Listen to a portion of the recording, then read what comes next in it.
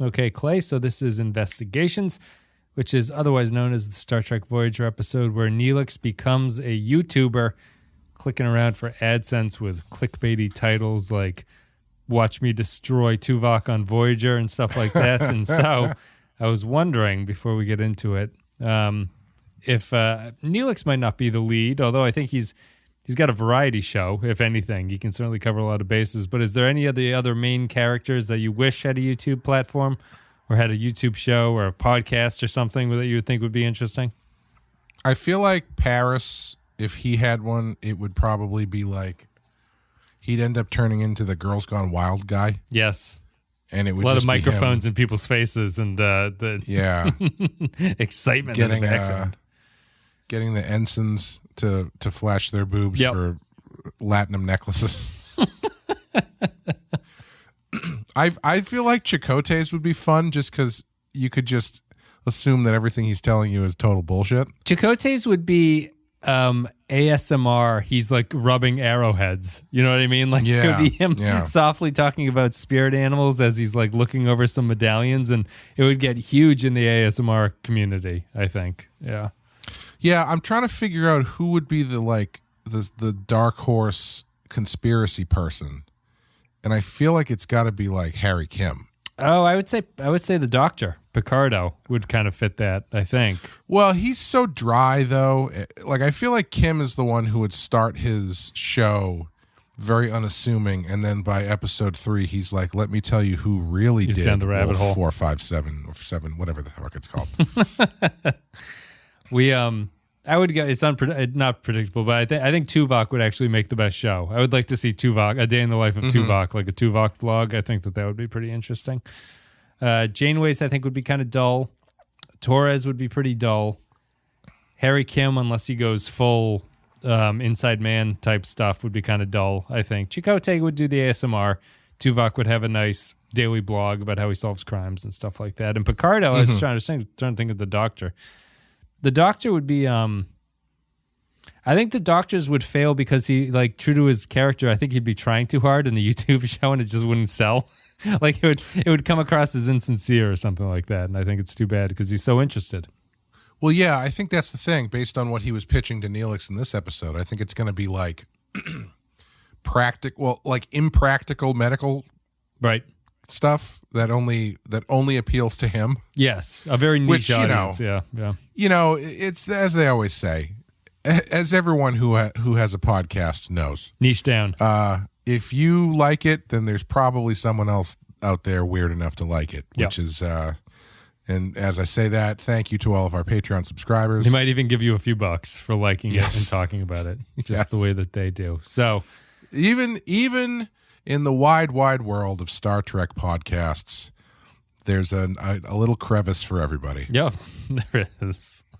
It's like the podcast space is Warp 10. You can be everywhere and nowhere at the same time. That's what it feels like to have a podcast. This is Investigations. It's the 20th. Can you believe it? The 20th episode of the second season of Star Trek Voyager came out on March 13th, 1996. It's 5 of somehow 9 in the Seska arc. Teleplay goes to Jerry Taylor. Story credit goes to Jeff Schnaufer and Ed Bond. Directed by Les Landau. In-universe date 49485.2, which is 2372. In Investigations, Neelix searches for a traitor aboard Voyager using his morning news program. So, interestingly, Clay, as we're recording this, it seems that our podcasts where we first are discovering the Tom Paris subplot are starting to actually post in real time for listeners who are writing on the Discord about it in various ways. Some people can't believe that we don't know what's going to happen. Some people surprised that we didn't realize it was going to turn into a running subplot. To be fair, I would still go back and say the first time that shows up, which I think is like the Paris's betting in the holodeck or something, and Chakotay yells at him, and that's how the episode ends. And we were both like, what is this? In our defense, I don't think that's obvious that that's a subplot that's being built. It seems more like it's a story plot that failed on some level to come across. But here we are. We're at the end of it with Investigations. And have you enjoyed your journey in the Tom Paris story arc? And did you like where it ended up? oddly enough, given how we've sort of spoken about this stuff up to this point, I kind of feel like they ended it too quickly. Not according to every producer on the Memory Alpha, but yeah. Well, I mean, like, if you're gonna spend 5 or however many episodes building to this idea that Paris goes over to the Kazon ship, and you try to set him up as this sort of double agent kind of thing, it's all over and done in 10 minutes. Yeah. And like I feel like they could have gotten some more meat out of actually letting him exist on the Kazon ship for a while instead of immediately pulling him back. You mean multiple episodes of Tom Paris on the ship? Yeah, why not? What else are you doing? Yeah, I mean, I don't disagree. I think fundamentally this whole storyline sucked in execution across the season.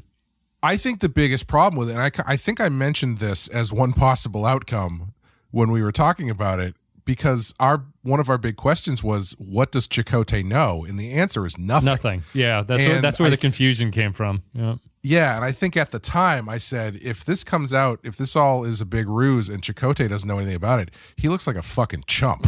And wouldn't you know it? Janeway calls him that right to his face. Yeah, wouldn't you know it? In this episode, Chakotay looks like a fucking chump. Janeway's like, Chakotay, we needed you to be a complete moron, and you played that role perfectly. He's like, thank you, Captain. The thing that's amazing about it is the argument that Tuvok gives him is, well, we were we figured it had to have been a member of the Maquis, and so we didn't want you to have any sort of conflict of interest trying to pull one over on a member of the Maquis. And it's like, well, isn't Tom Paris part of the Maquis? Wasn't he part of the Maquis? He was, yeah. So you're kind of already dancing in that you're in that water already, right? So I don't know. I think his reason doesn't make sense to Chakotay. It seems more like it's a personal "we didn't trust you" thing than it is a Tom Paris or the Maquis is an issue. I think the bigger storyline of this season is the straight up emasculation of Chakotay. Yeah, they've really cut his balls off. It's really quite spectacular. And it's once he had sex with Seska, yep, then it was all downhill from there. That baby is going to be the manliest baby of all time. I think the Chakotay thing's a good example. I sort of enjoyed this episode despite myself. Like, I kind of had a fun time watching it. I thought it was fun. I think it's broken in a lot of ways, and like, but I think that all of the problems that are within it come from the way that this storyline was set up through the season, where, things like the Chakotay storyline was not built into it from the start. So you don't get an organic sense of like Chakotay develops from this storyline in a sense of, I've been screwed over by these people for some reason, and I am now angry as an outcome of it at the end here. Mm-hmm. You don't get any sense of Tom Paris. There's no development of Tom Paris as a person that makes any of this really feel like it makes sense. You don't get any sense of a plot brewing. You don't get any sense of Michael Jonas, what's going on with him or anything like that across it. Fucking Mike Jonas. And the other guy, Hogan, who's his doppelganger Hogan, who kind of confused me as to whether or not he was the same person.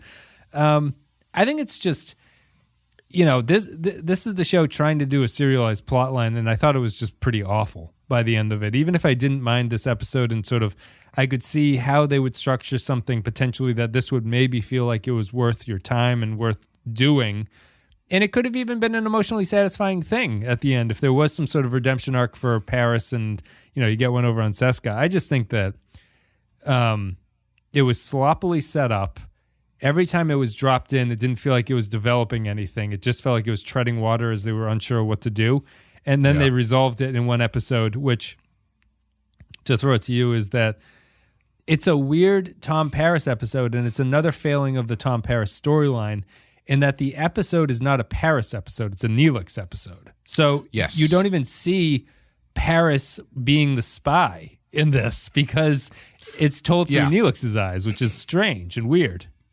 There is actually a moment in the episode where Paris is, Seska brings Paris in and kind of gives him the talk or whatever. And then for some reason just leaves him unattended with a functioning computer console, right? And so you've got Paris typing away and trying to dial in whatever. Then they cut back to Voyager, and they do a good 10 minutes of business where they're moving that story along at a pretty solid clip. Yep. And then when they cut back to Paris on Seska's ship, he's still at the console. He has done nothing. It's I feel like it was even just, there was no time in the actual shot. They just cut and then picked it up immediately from where they had cut when they jumped back. Yeah. And it's just, it really kind of, I think that's part of why I wish they had done more or spent more time on it and let it breathe a little bit more. Cause ultimately it's not really it has such, it really feels first drafty to me, where it's okay, he goes to the ship and then what? Well, he blows up the console and then he escapes and he flies back to Voyager. Okay. Tom Paris special at this point. He's done that, I feel in multiple episodes where the shuttle's getting shot. Yeah, but that's, as you say, that's it for him. Yeah, they couldn't, I don't know. There's no sense of intrigue or danger or... Well, there's no Seska conversation between him and her and Paris, really. There has to be... Right.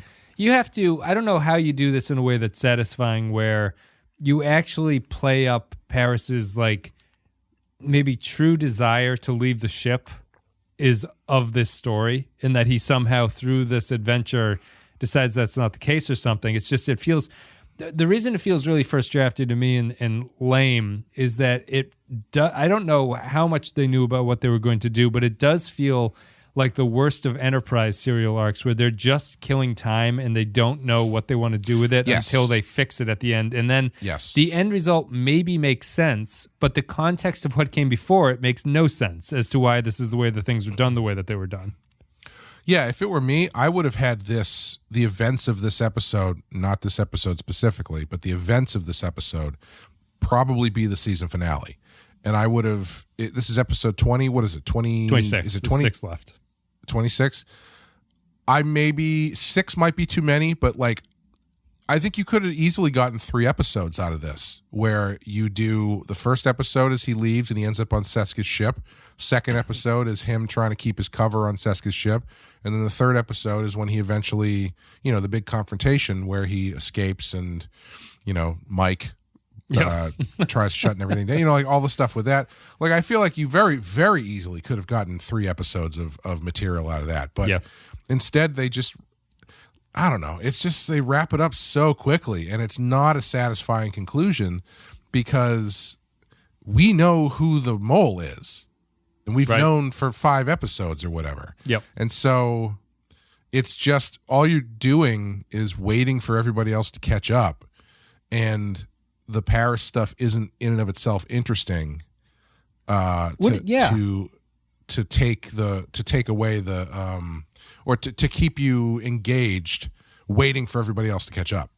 My before I get into my favorite, one of the memory alpha, the memory alpha for this one is full of great quotes. The guy who played Michael Jonas said that this was his favorite episode to really let him stretch. It's because it's not just him staring at a TV screen going, "Let me talk to Seska." Yes. Yeah, I mean, it's a good idea. You've sort of sparked something in me, which is that we see a lot of Michael Jonas talking to Seska in the prior episodes. Wouldn't it have been just a more interesting, dramatically interesting thing to have them know that there is a mole on the ship and they can't figure out who it is? Oh yeah, that gives and it's perfectly set up for Voyager. That's that you can't have that kind of conspiracy shadow play going on this ship of all ships, because they have to get home. This is poison to what the morale of the ship would be concerned with. Yeah. And if they knew, the first episode of this arc, Neelix doing his YouTube channel or whatever finds the fact that there are messages being sent out from Voyager somehow, and they don't know who it is. And it's just a lot of building off of that idea. And maybe you'd have to do something better than no-name ensign guy is the one who's responsible, because that might feel a little bit silly at the end. But just to build it in a way that's not, the audience has been watching Michael Jonas talk to Seska about nothing for 6 episodes, and then Tom Paris discovers it by going undercover and plugging his little computer pad into the computer on Seska's ship. It's more interesting. Yeah, I'm not sure totally what the answer is, because I think no matter how you play it, I don't think anybody's going to buy that Paris is the mole. And so if they knew there was a mole but they didn't know who, and they were still doing this Paris starts acting weird kind of thing. Right. I think you're watching the show going like, well, it's definitely not Paris. Like, yeah. If they're trying to red herring us into thinking it's Paris, obviously no one's going to believe that. Well, his whole turn would seem incredibly obvious if you knew what the storyline was from the start. You know, like if they discovered that there was a mole, or they knew that there was an issue, basically revealing Janeway's plot to the audience, Paris immediately becomes the obvious red herring at that point because of the way that he's acting. Right. And so, you know, that's what's so frustrating about this one, is because, like, when you got Neelix, fucking Woodward and Bernstein over here, doing a general channel 1 school TV broadcast to the ship. What happened to resolution in the 24th century? Why is it back to rabbit ears antenna days all of a sudden? Where was Lisa Ling isn't backing him up anymore? Like, when you have him doing this broadcast telling everybody that Paris is a traitor and stuff, it's like, I don't know, like who it just seems like a bunch of nonsense. Yeah. Because anybody who's watching it knows that's not true. And, like, is anybody on the ship really going to believe that? No, that's all things considered. Yeah. It's the show. The biggest failure, I think, on a character level is that sequences where Neelix is doing his YouTube show, and like the camera cuts to various people on the ship watching his program. It's all meaningless. You know, like in a better written show, those kind of scenes would actually have some sort of like emotional resonance to you. Like the characters would react different. Like I was picturing it just if there was a similar plot line on DS9, every time it cuts to a different character, you get a different sense of what those characters are thinking about this turn of events right there. Like they don't all just have this empty stone cold gaze at the screen as Neelix is talking that they do in this episode. It's just no one has a different personality. So it leads to just a weird, like Neelix being the rah-rah morale officer, and it ends up not feeling like it's amounting to anything because no one's having a legitimate reaction to the news that this is happening. And again, because it's a Neelix episode, Tom Paris's farewell has about 10 seconds of Tom Paris in it saying goodbye to everybody, and then he leaves and you don't see him for a little while after that. So, you know. Yeah, I thought his farewell was hilarious because he's in the transporter room and he takes off his thing and Neelix is like, "Goodbye, Paris. You were my favorite." And he's like, "Yeah." And then he's just gone. Like Harry Kim gives him a handshake and just beams out of there. See you, Paris. He's like, "Well, all right. Yeah, I guess we're done. All right." Yeah, it's tough because you do. I don't know. I think there is some version where maybe you could have played this where it's at least semi-believable that Paris is the one behind this. If you try to go for excuse my yawning. Sure. If you're trying to go for the who is it, but I feel like he's gonna be an immediate red herring every time. And so the only question left with him is, if he is a red herring, what is he doing? Like, in which case, oh, okay, he's going onto the ship. Interesting. I think the thing you could keep secret is whether or not he is actually leaving the ship because he fucking wants to leave, or if he's leaving the ship because he's a double agent. I think there is some of that. You could play that and have people unsure of which way that's going to go. Yes. Yeah. That should have been strengthened. It's just having the audience know absolutely everything is very, like, really kind of takes any teeth out of the story. Because, like, I think that's why we were reacting the way we were to the way they were handling the Paris stuff is because we know who the mole is. And so when they're doing this mole storyline, but then they're just interjecting a quick scene of Paris like screaming about soup or something and throwing a bowl of soup across. That didn't actually happen, but you know what I mean. It's like, okay, what's late. going on? He's being late for 3 episodes in a row. Yeah. It's like, well, I mean, what is this? How is this connecting? This doesn't feel of a piece of anything. And like, I almost kind of feel like Chakotay a bit, where you get to the end and he's like, wait, what? He's been acting like a dickhead to me for the past 2 months because of this whole, like, there was no other way you could have done this. Right. Yeah. So I think it's, unfortunately, the way they play it is, for the amount of time they give it, I don't think it's entirely successful. No, it's too bad. I mean, yeah, and we've talked about it a lot in the past couple episodes about how it doesn't work as a serialized story. I would say it's a pretty abject failure. I think it's just untethered from, like, the show isn't set up effectively. Like it's doing this thing that Voyager tends to do, which is that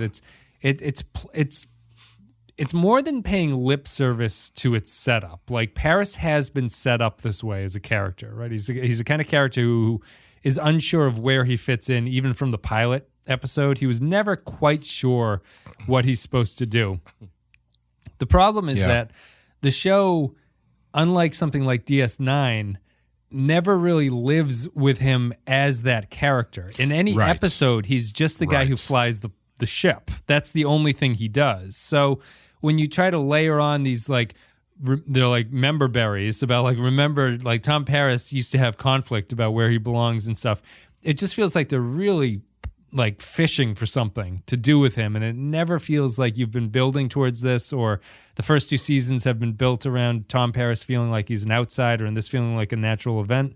So there's no like catharsis or anything. It's just something that happens in front of you. It's too bad. I think that Voyager does that a lot with its characters. It's just kind of, it has the trait that it says, remember that this is what this character does, but it never really examines what that means for those characters. That's out of maybe the Doctor. Yeah, and also, Tom Paris hasn't done a goddamn thing this season. No. Like, there are multiple episodes where we forgot he was in them because he's got, like, one line or something. Like, imagine if they had done this with Torres. And Torres has had so much shit happen to her in this season and she's just generally high-strung and angry, that I feel like you could sell it a lot more that Torres is fed up and decides that she wants to leave. Right. And which case, you know, you can get the I think it's an easier sell with her than it is with Paris, because we have watched her in these situations that have been fairly traumatic, all things considered. Yeah. Whereas Paris has just been dicking around doing nothing. Yeah. So I guess, like, avoiding the serialized plot line of Paris, what'd you specifically think of this episode? I thought this one was mostly clunky just because of the fact that it's telling the story through Neelix's eyeballs. And I guess the original idea that the studio demanded that they not do was that the whole thing was supposed to be told like a Neelix newscast, basically. So it was like from his, it's like watching a documentary or something of Neelix's. I don't know if this is the story to do that with. No, that's even worse for Tom Paris, because you don't see anything that Tom Paris does. It's just Neelix says, oh, he came back at the end and it was all, you know, a trick that he was doing. And you go, wow, this is awful. The sort of wonkiness of this episode, I think, is like it's all tied to the Paris stuff not being built up well, but it's very specific to it too. Like it almost was intentional comedy that made me laugh out loud, that every time Neelix and some other character is getting closer to the truth, Jonas is in the background, like glaring at them. Yeah. I was really hoping he was eventually just going to start, like, killing everybody at that terminal and, like, stacking the bodies in the corner or something, and you know, stuff going wrong. When he comes at Neelix with that blowtorch, I had a lot of questions. how he was going to kill him with a blowtorch, he would have been there for like an hour. Yeah. Just get him right in the spine. B, he was going to just kill Neelix? Like what was his game plan? No plan. Well, I even Michael Jonas's plan, this is another example of like how they don't think this stuff out clearly. Michael Jonas's plan, he was not even covering his tracks until the plasma thing that he does at the end. Right. Yes. They could have just figured this out. That's the thing is you've got like you've got this all this shit happening, and Neelix is the one who's cracking this open, and then when he finally brings it to the captain's like, we knew that someone was sending messages, we didn't know who. So instead of just going through the logs like Neelix did, you decided to have Tom Paris pretend to get kicked off the ship, kidnapped from another ship, so he could figure it out from the secondary location. Yeah. Instead of you just, I don't know, doing a routine look through the logs. Yeah. Like if Neelix could figure this shit out, you're telling me that Janeway and Tuvok couldn't figure it out? No, the calls were all there until the plasma explosion, and also Jonas needed Tom Paris to leave so he could plant it in Paris's computer. There was nothing he could do unless Tom Paris left. It was such a horrible plan. The sneakiest thing in this entire episode is how Neelix lifts the security access code off of Hogan just by standing there and remembering what he said. I always thought that was linked to how your voice sounds. It's like Siri or your phone won't unlock unless it's you talking to it. But apparently you can just say the simple like Omicron 37 and the thing opens up for you and you get all kinds of access. Yeah, I mean, you spend time on the original Enterprise bridge, and anytime you feel like it, you can wander on and go self-destruct Kirk Alpha 1, and then all of a sudden the Enterprise is blown up. Yeah, Jonas's plot was ridiculous in hindsight. Like they in the previous episodes they hadn't given us anything, so you couldn't realize what it was. But here they're desperately trying to cover their tracks with him. He also dies. I think they still have not yet said what his ultimate goals are. Outside of just, I think we're just assuming that he wants to be with Seska on the ship, I guess. Yeah, no, they solved nothing. They got no information out of him. He just got vaporized, and the entire thing was a waste of time. Yeah, so he's gone. So now I don't call this as 100% win on my side, but like one of the things I said was one of the ways they might end this is if they just stop talking about it, and that's kind of what they do. Yeah, because they have him get vaporized, but they never have to resolve what he was doing. No. Like the only thing that I guess what he did. Though I guess the thing that he did was to damage the ship, so they had to go to that one planet to get that weird metal, which is where the Kazon had a bunch of people stationed. I think it was to have the Kazon show up to capture Voyager. That was the whole point of it. Yeah, but, that's all they learn. They don't get any information out of him. It's just sort of, that's it. That's it. He's gone. Seska's still out there with Chakotay's baby. Yeah. Anything else? Did you think anything specifically about this episode that you like?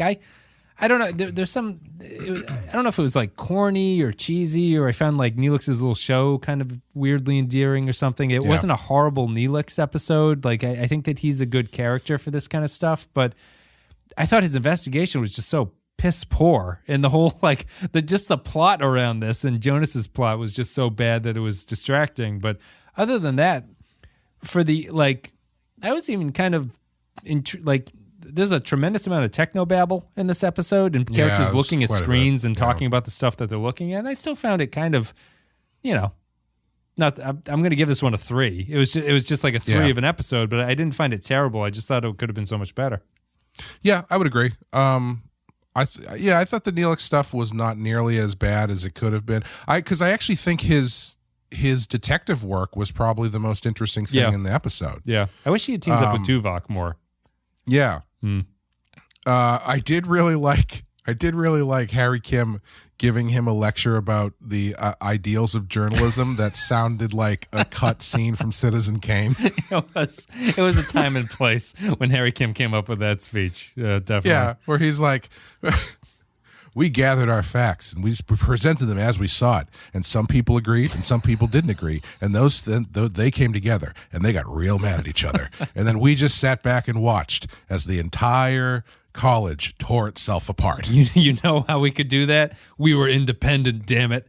We didn't have anyone funding us or telling anything about us. Yeah, it's unfortunate because it doesn't even it's too early, obviously, from 96 or whenever, 95, 96 when this came out. It's like it didn't even have the lucky thing like where DS9 stumbled into the 9/11 episodes they did before, like 6 years before 9/11 happened, and they just got it right. Voyager here, unfortunately, doesn't even stumble into like how journalism will start to fall apart in the coming decades. You know, it just doesn't have that luck as a show, or it doesn't have that kind of thoughtfulness. It's not really about that. It's because there is a way that you could, like, if you didn't have Tom Paris's storyline in there, you could have some fairly interesting plot about the role of Neelix as a journalist on this show, talking about like whether or not he's only going to talk about the good things and stuff like that. Yeah, I mean that's a great Simpsons episode where Homer gets his first computer and he starts a website, and he basically just starts he becomes a gossip monger, right? And then when people stop telling him stuff, once they figure out that he's the person reporting everything, he just starts making it up. Yes, yeah. And it's actually, interestingly enough, the one that's a crossover with The Prisoner. He gets sent to the village and meets number 6. Nice. Yeah. All comes full circle. Yeah, always does. Always comes back to the because you could see, you know, on a show that was embracing its concept, Neelix just trying to be the cheerful optimist is going to run into not reporting on what I'm sure some of the characters in a quality show with this setup would be concerned about, right? There's got to be a lot of sadness and stuff going on Voyager here, and it would add a little bit of context to Neelix to just be like, he can be the optimistic character, but there's a point where the optimism is just going to come across as false in this situation, right? Like he's too... You can't always look for the bright side of things because you're just hiding too much, and it feels like this episode could have done something with it. But according to Memory Alpha, this is the only episode that mentions this Netflix Neelix show. Yeah, so it's on and gone, unfortunately. Well, I was part of me was thinking until Janeway acknowledged it. Part of me thought, like, is anybody actually seeing this, or is this like Creed's blog from The Office, where it's just a word document that just says Neelix's show. Yeah. Apparently they all watch it. I know. Apparently, everybody. Janeway saw great potential in it. I don't know what they're watching it on, but there's nothing else to do. Nothing else to do. All right. Anything else specific to this one about the structure or about the solution, or you think we're all done? Is this the first time we see a video camera in Star Trek? Oh, do we actually see the camera? Yeah, he sets his little like webcam down on the table when he gives his big address. Oh, interesting. It might be. Yeah, I definitely missed it.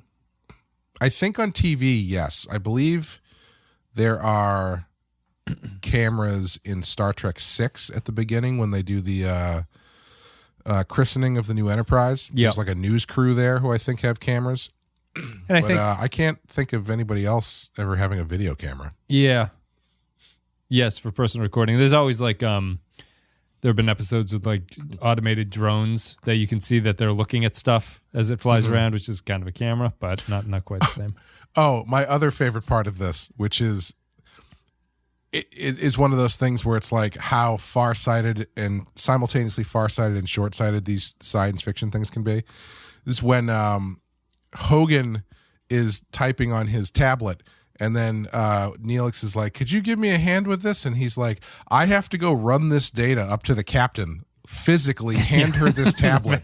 It's like, you guys, all of the shit you have a holographic doctor who has all of the medical knowledge of multiple planets, but you can't send information Can't send from an your email. tablet to the captain in a digital format. No.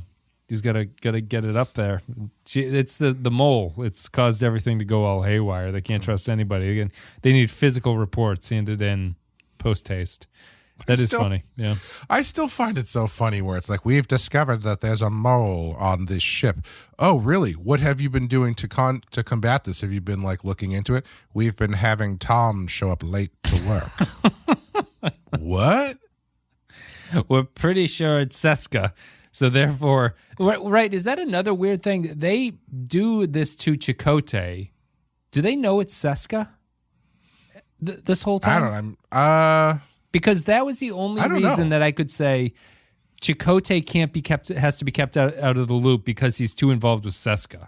Do they mention that in this episode? I don't think they do. I don't think so. I think the only reason they give is the Maquis thing. See, and that's what I thought it was, but now I'm realizing I don't think they ever knew that Seska was involved with this. So that even gets rid of your reason to not keep Chakotay in the loop on it. That's too bad. Yeah. I have no idea. Janeway. It was a weird episode. Anyway.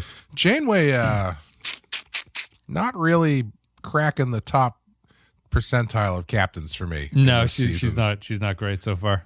Like, Mulgrew is great, but Janeway is not so much. What would you say is her failing as a captain or a character at this point? I just think that they write her like a moron sometimes. Yeah. Like, she's got great presence and stuff, but when you actually break down the stuff that she's doing, it's like, these are just fundamental story problems that I feel like you should be able to iron out before you go in front of the camera. But what are you going to do? I think compared to the other captains, except maybe Archer might actually be kind of similar to her. I don't really know what her personal, like her own personality is. Yeah. You know? That's like, fair. I know what Picard was early on. He's the sort of regimented, like, you know, follow the rules, like good captain. He was a little bit angry in the start of the series. Sisko is the little sort of enigmatic guy who doesn't really want to be there and is sort of open to off the book solutions. Kirk is the cocky adventurer type who's like ready for the good time. But also, you know, like, so within that sort of understanding of like Kirk will do the job, but he's the most like action oriented of the captains. Mm-hmm. I don't really know what Janeway's personality is. She likes science. That's about it. Yeah, and even that doesn't really come through as much as you'd kind of think it would. No. Yeah. Because that's more of that's in line with our criticism of the new species that the show makes. It's more like a fact about the character than it is an ethos that she has. Yeah. Yeah, and I think the difference is, and I've said this many times, if you take all those captains and throw them in a room and put a problem in front of them, you can kind of assume, you know, where each one of them is going to come from before they even start talking. Right. Yeah. Like, you know what Kirk's point of view is going to be, or what Picard's point of view is going to be, or what Sisko's point of view is going to be. And Archer is a little bit tougher, but even he, I think, might have a little bit more. He's like a dumb Kirk, is how yeah. Great movie by Christopher Nolan. But Janeway, I don't really know where Janeway's head is at. Yeah. Yeah. It's too bad. We'll see. She's regarded as a schizophrenic character, so I think she changes a little bit as the show goes on. But we'll see. Let's get to patron comments. If you're a patron and you leave your comments at patreon.com/the Pensky File. We'll read them on the show. Patreon.com/the Pensky File is the place to go to support the show in general, even if you don't want to leave comments. You go there, you give a couple bucks, you get extra stuff. I think we already had our Halloween episode out because we're a couple weeks ahead, so hopefully you guys enjoyed that. We did Kingdom of the Spiders with Shatner. Clay and Amanda have their Stephen King Second String series running. All good stuff up there on the Patreon, and we're covering Lower Decks, which we'll have finished as well at this time. So Picard Season 2, Lower Decks Season 3, it's all up there. And Strange New World Season 1, that's on there too. So if you're interested, go there. So let's go to the patron thoughts. I'm going to click into your little word bubble to be able to send these to you. Taxel Bear is the first one. He says, investigations. Can't wait for Neelix's show to definitely come back. That aside, not a bad premise for an episode, but one that exposes one of the show's main weaknesses, a lack of established secondary characters. There's basically just the main cast and a bunch of random crew with a little in between, which is a shame. It does not surprise me that this doesn't come back, but even like in universe, it kind of feels like something Neelix would do for like a week and then be like, this sucks. Yeah, he's I don't think he's someone who sticks with things. He's probably just kind of has a flighty heart. This is Wes Derlin. Investigations. Fun fact, King Abdullah II of Jordan is a huge Star Trek fan and had a cameo as a science lieutenant who speaks with Harry Kim in the opening scene. King Abdullah II is making headlines the day I write this regarding a rumor a certain former president promised the king he would give him a chunk of Israel. This freaked the king out, and he talked later about it, saying, I thought I was having a heart attack. I couldn't breathe. I was bent double over. So, yeah, politics. Do you think he was more impressed talking to Trump or Ensign Harry Kim? It's hard to tell. Probably Harry Kim. Honestly, the most telling thing is, as I was reading this, something in my head wanted me to switch out Israel with kryptonite. Okay. Because King Abdullah, is that no, it's just like knowing who he was talking to. I feel like it still works if you said King Abdullah II is making headlines the day I write this regarding a rumor that Lex Luthor promised the king he would give him a chunk of kryptonite. You can make bullets out of it. Lex Luthor. Eric McGowan says, investigations. Goodbye, Jonas. We hardly knew you. Your motivations made even less sense than Seska's. The first 2 seasons of Voyager at least tried to introduce and use tertiary members of the Voyager crew for stories who aren't in the main cast. And even though they're usually not handled too well in season 2, I appreciate the effort compared to later seasons, which are more content to only use the main cast. As for this episode, I kind of wish Neelix's show was utilized again, but as far as I remember, this is the only episode they use it. 3 Ensign Hogans out of 5. Kyle Barrett is our next comment. I hope in season 3 of Picard, the first time you see one of the old members of the Enterprise, he's watching Neelix's updated show. Yeah. Can you believe? Turns to Picard. It's just Riker. Can you believe? This is Kyle Barrett with investigations. Investigations. Just when you thought the show was actually doing some fascinating character work, daring to have a serialized plot about actual conflicting consequences, plot twist, we were duped into thinking the show had balls, but nope. Paris is a hero, and the only interesting thing his character has done so far is a lie. You can see the twist coming when what should be a Paris episode instead focuses on Neelix, barely bothering to maintain the illusion Paris is leaving for good. And ultimately, Jonas is the only one creating any conflict, and I still have no idea what motivates him. Nope. Neelix suddenly becoming a YouTuber fits quite well with his cunt personality, however. I feel attacked. His immediate thought after killing a guy was his show, and I can just imagine him making those obnoxious thumbnails with big red arrows pointing at nothing and him pulling stupid extreme facial expressions. 2 out of 5. I would love to hear Neelix's thoughts about the casting of She-Hulk. And then Neelix has to branch out a little bit to different audiences. Yeah, but I feel personally attacked here. I don't know if I consider myself. I wish I had a Jake Paul style YouTube channel. Then I would combine it with Neelix's Voyager channel, and I think I'd be all set. Where you just like wander around and giggle like an asshole doing hate crimes? Well, yeah, Jake Paul was the one who laughed at the suicide forest or something, right? That was Jake Paul, right? He went into that Japanese forest where people killed themselves. Then he became a boxer. So much is Logan Paul is the one who's doing the boxing because he is now doing wrestling. Oh, he's in wrestling too? He is in the WWE currently. And he is going to be fighting.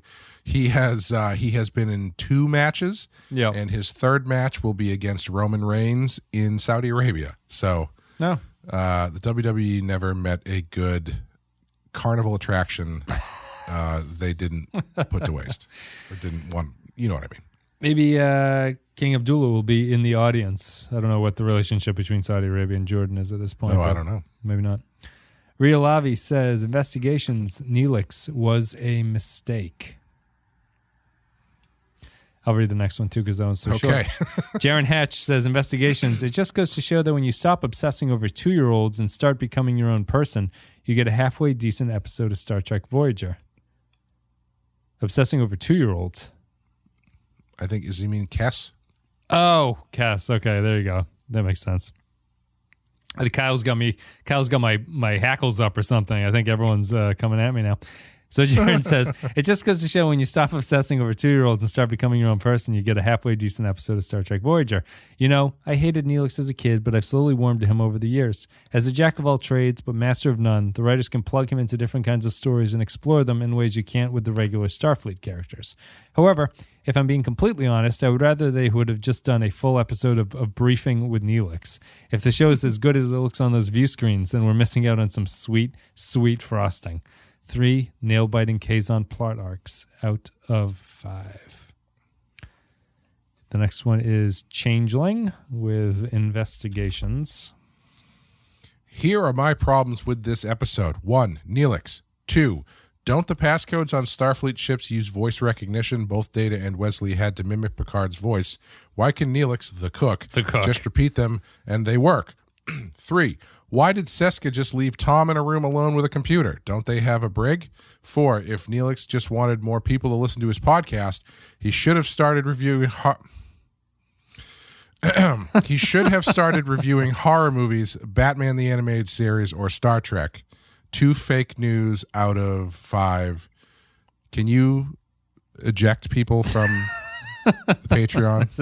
This is everyone's coming at us on the Discord and these comments. This is where the podcast falls apart and we go off on our own Voyager shuttle for the rest of the trip home.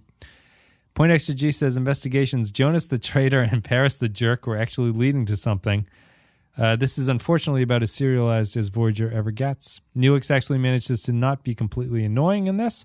He oddly works about the best of any of the main cast for this role, largely because he's completely outside the chain of command. And also, what is with all these damn sci-fi villains being thrown down energy shafts? I would like to apologize for my last statement because I do realize now that was actually a compliment. Saying that if he wanted more people to listen, he should have started doing the things that we do. So thank you. I don't need the competition. This is Latte Librarian with investigations. Investigations. Best Neelix episode so far, though that was a low bar. Sending Paris out to get captured was risky. Good thing he managed to escape so easily. 3 dumb plans out of 5. Yeah, a lot of dumb plans in this one. I got caught up on reading that one because I thought it was going to be a poem. Oh. Because the first 2 lines rhymed, but the second 2 did not. Had a little bit of a sing-songy rhythm to it, too. Best episode by far, although that's a low bar. Mm-hmm. Artorias, investigations. At first, you think this episode would be about comedy and jokes, but it turns out the joke is on you for expecting something and getting nothing. Neelix was better in this episode, but the less I see of him, the better the show is, and well, we all know how that went. I would have preferred a whole episode about the doctor talking about medical facts. That could have been some comedic gold. Sadly, we didn't even get to see the doctor appear once on the show. I guess we both got burned. 2 atomized mics out of 5. That's like true. Billy Preston. It's like Billy Preston used to say, nothing from nothing means nothing. Nick the Rat is our next comment. If Neelix was my morale officer, I would probably ask for a transfer as well. Why does the doctor use computers? He is the computer. I always hate how Star Trek treats prisoners and, quote, secret conversations. In the future, you would think would be better surveillance there. Damn it. In the future, you would think I think there's a missing word. There would be. Yeah. In the future, you would think there would be better. I was trying to guess what the word was without reading the rest of the sentence. In the future, you would think there would be better surveillance than we have today. It's like cameras and microphones do not exist along with photos. I just uncovered secret communications. Have fun with that, Neelix. Wow, finally. Finally, Neelix killed a man in a horrific way and dusts himself and has a laugh about it. Mm-hmm. I give this episode 3 murderous Neelix winks out of 6. He's a murderer. Aaron Million says, is this the last comment? Did I skip one? No, this is it. Investigations, last comment. Aaron Million says, nice twist with the Paris bad attitude B story of previous episodes paying off here. This is, and I can't believe I'm writing this, a solid Neelix episode. The Doctor, as usual, is excellent. I sort of feel bad for Chakotay. He's always kept out of the loop. Usually first officers are kept apprised of everything going on around the ship. Think of the Enterprise incident in TOS, where Spock knew that Kirk's erratic behavior was a pretense for trying to get him into position to steal a cloaking device, but he had to play along. 4 probing journalists out of 5. It does feel like in the scene where they explain to Chakotay what's going on that we are very close to Tuvok having the Charlie Murphy playing basketball with Prince pause, where he's like, that's why we had to keep you in the dark, bitch. This is a big plate of pancakes in front of Janeway. Yeah.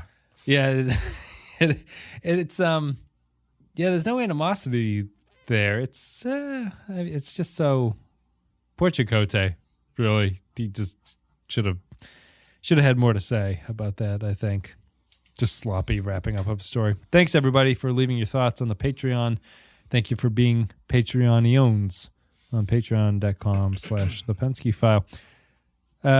Patrons are, I would say, like a 2.5. Maybe this came out to be eventually. There's a lot of 2s in there. What are you going to give this one, scale 1 to 5? I'm going to go 3. I thought it was enjoyable enough. Yeah. I think, a lot of potential they leave on the table. I wish they had done more with the Paris thing, but, it just all feels like, all right, it feels kind of like what I expected it to feel like, which is, let's get this over with. Let's just we don't really know what to do with this, so let's just pull the trigger and move on to something else. Yeah, I agree with all of that. It's a 3 for me as well. I'm picking up strong Enterprise directions in these Voyager episodes this way. I think Voyager and Enterprise share a lot of DNA in a lot of ways. What are you talking about? I didn't okay that script, but let me tell you, I would have been all right with it. Do you get that sense? I feel like Enterprise is a better executed but duller version of the same thing, if that makes sense. It's a lot of directions to go, but I feel that the way that Voyager tends to try to tell its stories feels like a prototypical Enterprise story, in that it's like, it's not really built around the characters a lot of the time. A lot of the stuff feels like it's just a serial story that's being made up on the fly. There doesn't feel like there's a lot of direction to it, and it seems like they don't change much as they moved into Enterprise in a couple of years. Yeah, I would agree with that. It's interesting because it is sort of Enterprise-esque storytelling, but bound by the constraints of the TNG environment. Yeah. So it does make for a strange soup. Yeah, because I guess maybe, I don't know if I'm just being contrarian here, but people always say that Voyager's problem is that it's a TNG clone. I think it's actually more troubling that it's closer to Enterprise, really. Like, I would say that you'd have to swing it the other way, which is that Enterprise's problem is that it's too much of a Voyager clone. Yeah. I would still say that the biggest plus that Voyager has over Enterprise is that the characters are better. A little more interesting. Yeah. But there are definitely overlaps. Yes, I can see that. Yeah.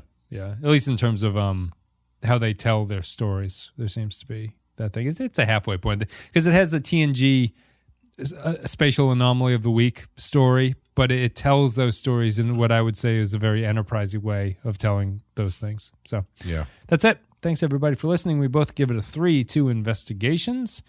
We hope you enjoyed the content today. We'll be back next week with, it's not Life Signs. What is it? Is it Deadlock? I think it's Deadlock. Did we not do that one? No, we did not do. A lot of we did Death Wish. We did Dreadnought. There's a lot of D titles in this ending of season 2.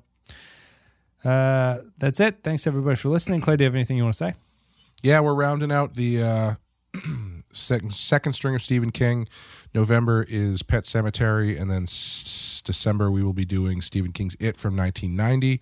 We are going to be putting up in November the poll for what next year we're going to be covering, and it's going to be either reboots and remakes, holiday films, holiday horror films, or a curated list of video nasties, and put that up in November. And then December on the It episode, we will talk about reveal the winner, and also what movies we are going to do from that winning genre. Vote in November, see what happens in December. And then you get a little bit of a lame duck period where you can either complain about it or not do anything, and then the new term will start up in January. So everyone's vote in November, and then I'm going to stuff my local ballot box, and hopefully we will get the 2009 remake of Nightmare on Elm Street into the Senate. Oh man, I'm trying to go through to figure out who I need to vote for. We do not make it easy to figure out what the hell's going on with these elections, quite frankly. The best you get is a flyer in the mail. You have to go to their shitty website that doesn't say anything about them. It's impossible to find out where these people are coming from.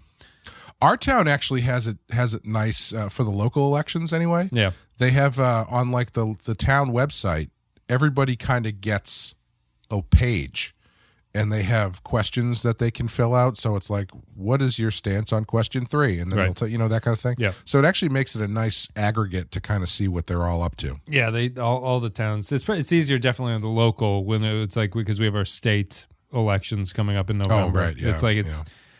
And I get flyers for people. I'm like, what do you even run? There's so many positions and so many people, you don't know what's up. So I have to. I was just going to say, there's a handful of names that I feel like I hear in the ether every 4 years, like Chris Sununu. Yeah, that's New Hampshire, though. He's always got television ads for some reason down here. Yeah, Ed Markey.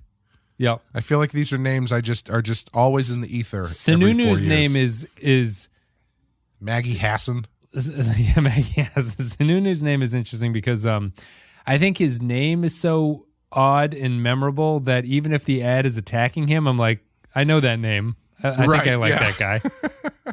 Sununu. Yep. Would you like to make some Sununu with me? Yeah. I don't know. Death by Sununu. And can you bring notes into the voting booth?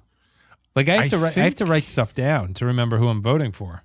I think you can. Okay. There's no reason you shouldn't be able to do that, right? Yeah, I know. It's not like you can cheat somehow. Yes, get the answer right.